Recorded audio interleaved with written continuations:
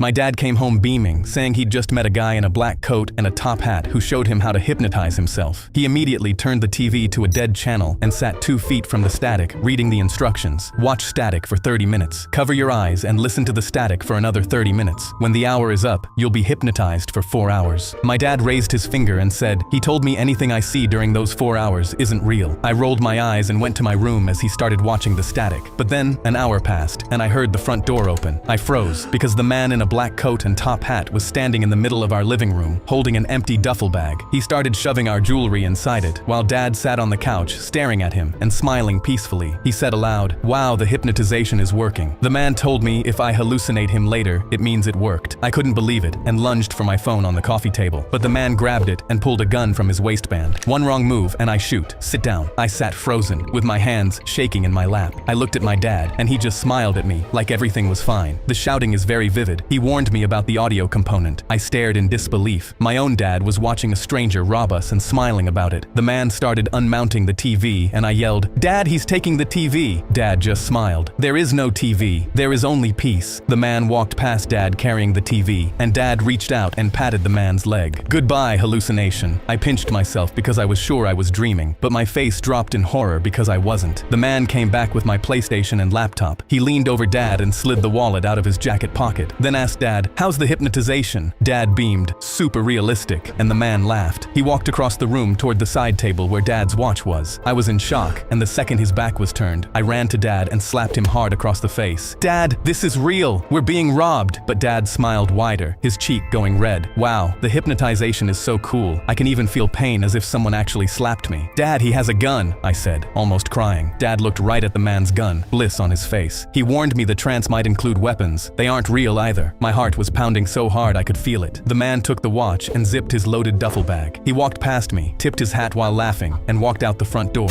I sat there shaking, looking at half of our house cleared out. Everything was silent except for Dad humming on the couch, smiling at nothing. 4 hours later, the timer beeped. Dad blinked and stretched his arms. "Wow, that was vivid," he laughed. "I even saw him take our TV. The mind is amazing." He sat up and looked at the wall where our TV used to be. His smile faded. "Son, where's our TV?"